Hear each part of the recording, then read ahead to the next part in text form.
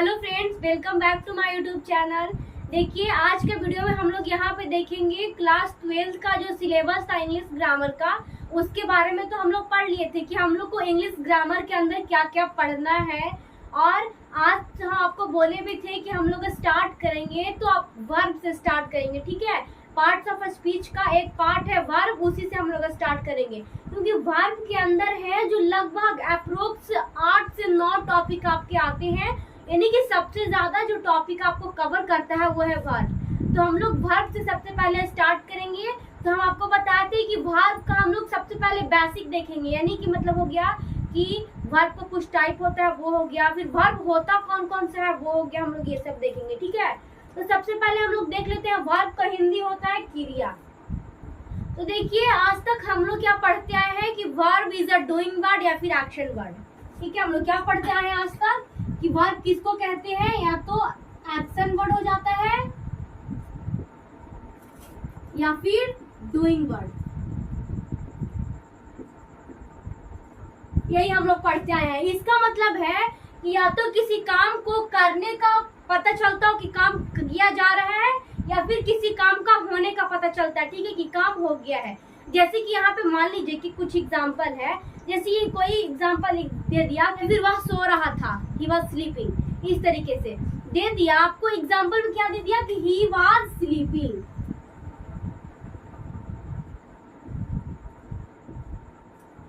He was sleeping. तो यहाँ पे आप क्या करोगे, इसका हिंदी क्या होगा, वह सो रहा था, वह सो रहा था।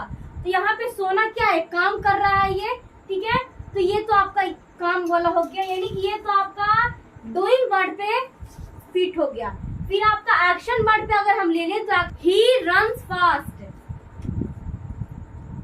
क्या होता है, he runs fast.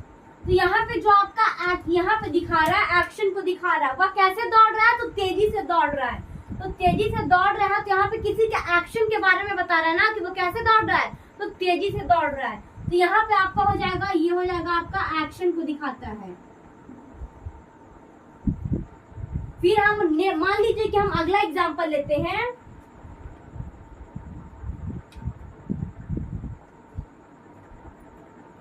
I am a teacher, I am a teacher, या फिर आप डॉक्टर बोल सकते हैं, पुलिसमैन आप बोल सकते हैं, यानी कि जो भी आपका वो है वो आप बोल सकते हैं, ठीक है। I am a teacher, doctor, policeman, जो भी आप बोल सकते हैं। यहाँ पे क्या कर रहा है, मैं एक शिक्षक हूँ, मैं एक चिकित्सक हूँ, या फिर मैं एक पुलिसमैन हूँ, ठीक है, इस तरीके से हो जाएगा। तो यहाँ पे क्या दिखा रहा है वो आप देखिए। तो यहाँ पे हमारा दिखा रहा है वो स्टेट को दिखा रहा है, ठीक है, स्टेट हो गया आपका ये सब। और आपका नेक्स्ट एग्जाम्पल हो जाएगा वो है आप आई हैव अ पेंसिल, मान लीजिए पेंसिल, मेरे पास एक पेंसिल है। अब आप सोचिए कि यहाँ पे क्या होगा, यहाँ पे कौन सा वर्ब आपका सूटेबल बैठेगा। तो यहाँ पे है जो क्या बोल रहा है, आई हैव अ पेंसिल, मेरे पास एक पेंसिल है। तो यहाँ पे क्या बोल रहा है, मेरे पास एक पेंसिल है, मेरे पास एक कार है, मेरे पास एक पेन है, इस तरीके से, ठीक है। यहाँ पे पोजीशन को दिखा रहा है, अधिकार जमा रहा है यहाँ पे, तो यहाँ पे हमारा पोजीशन हो जाएगा, अधिकार दिखा रहा है यहाँ पे, ठीक है। फिर हमारा नेक्स्ट एग्जांपल है यू आर माई स्टूडेंट,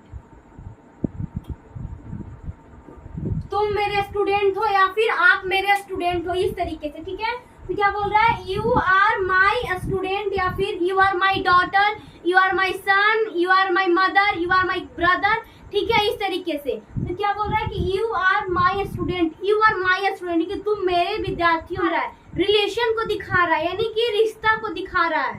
तो यहाँ पे जो ये वाला हो जाएगा, वहां पे आपको रिलेशन का दिखा रहा है, ठीक है। तो आप देखिए यहाँ पे कि वर्ब आप क्या अभी तक सीखते आए थे, वर्ब का दो ही तो सीखते आए थे कि या तो एक्शन वर्ड होता है, यानी कि या तो किसी काम का होने का पता चलता है, या फिर डूइंग वर्ड, यानी कि किसी काम को करने का पता चलता है, ठीक है। तो एक्शन वर्ड या फिर डूइंग वर्ड, ये दोनों हो गया। लेकिन यहाँ पे हम क्या देखें, ही वाज स्लीपिंग। तो यहाँ पे तो हम लोग देख लिए कि यहाँ पे एक्शन को भी दिखाते हैं, यानी कि किसी काम हो रहा है उसको भी दिखाता है। फिर क्या बोल रहा है कि डूइंग वर्ड को, यानी कि कोई काम किया जा रहा है इसको भी दिखा रहा है। फिर यहाँ पे क्या है, यहाँ पे स्टेट को भी दिखाता है, यानी कि अवस्था को भी दिखाता है। फिर यहाँ पे अधिकार को भी दिखाता है, और यहाँ पे अपना ये जो रिश्ता हो गया, रिलेशन हो गया, उसको भी दिखाता है। तब तो वर्ब का आपका डिफिनेशन है वो चेंज होना चाहिए कि वर्ब का डिफिनेशन दूसरा होगा। तो जी हाँ, वर्ब का डिफिनेशन आपका जो होगा वो दूसरा होगा। यहाँ पे देख लीजिए, हम लिखते हैं वर्ब का डिफिनेशन। The word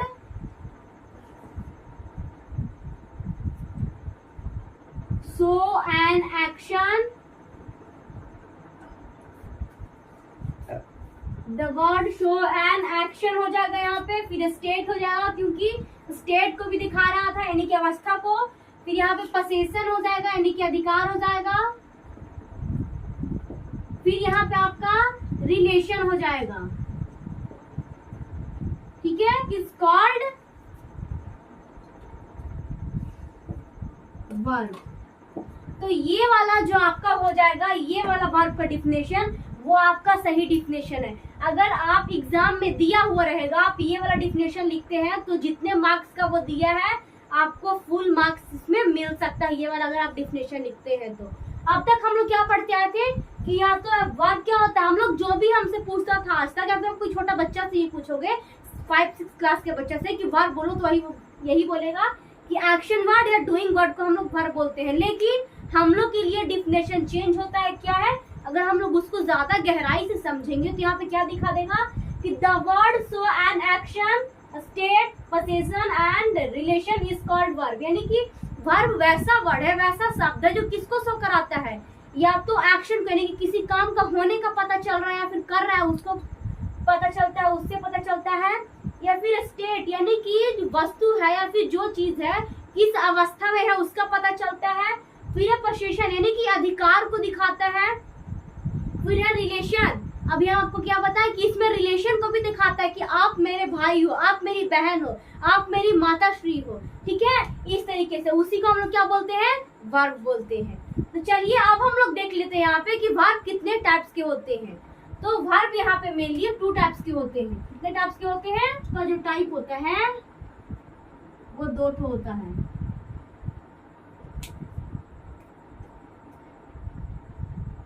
पहला होता है मेन वर्ब, दूसरा होता है हेल्पिंग वर्ब।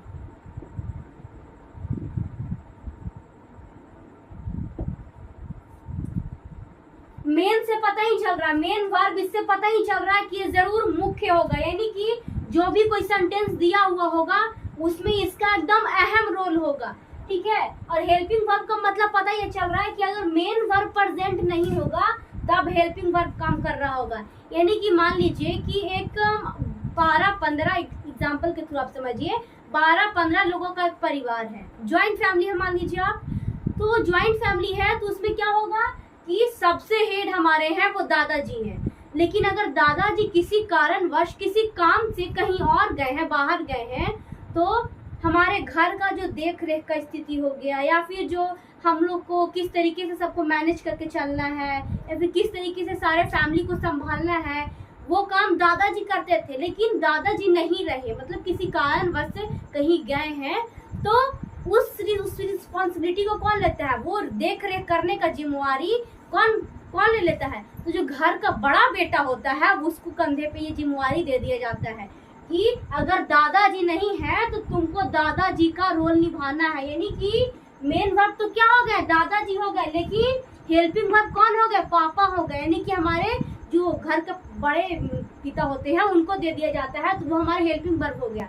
लेकिन अगर दादाजी नहीं है, अगर दादाजी है तब वो हेल्पिंग वाला काम करेंगे, यानी कि दादाजी हैं और काम घर ही में कर रहे हैं, लेकिन मान लीजिए कि कुछ सलाह वगैरह लेना है, छोटा मोटा ऐसा यहाँ पे दादाजी का दिमाग काम नहीं कर रहा है, तो वहाँ पे अपने बड़े बेटे से सलाह ले सकते हैं, तो एज अ हेल्पिंग वर्ब रहेंगे वो। लेकिन अगर दादाजी कहीं चले गए हैं तो हेल्पिंग वर्ब भी मेन वर्ब बन जाता है, ठीक है। तो ये तो आपका मेन वर्ब हो गया, और हम लोग इसी में हम लोग देखेंगे कि हेल्पिंग वर्ब भी काम आने पे, मौका लगने पे मेन वर्ब बन जाता है। ठीक है, तो हम लोग हेल्पिंग वर्ब को बोलते हैं, मेन वर्ब को हम लोग बोल सकते हैं प्रिंसिपल वर्ब। मेन वर्ब का इसको इरेज कर देते हैं। मेन वर्ब को आप लोग प्रिंसिपल वर्ब भी बोल सकते हैं।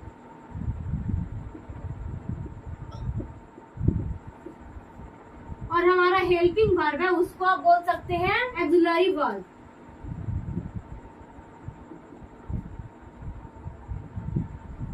फिर सपोर्टिंग वर्ब।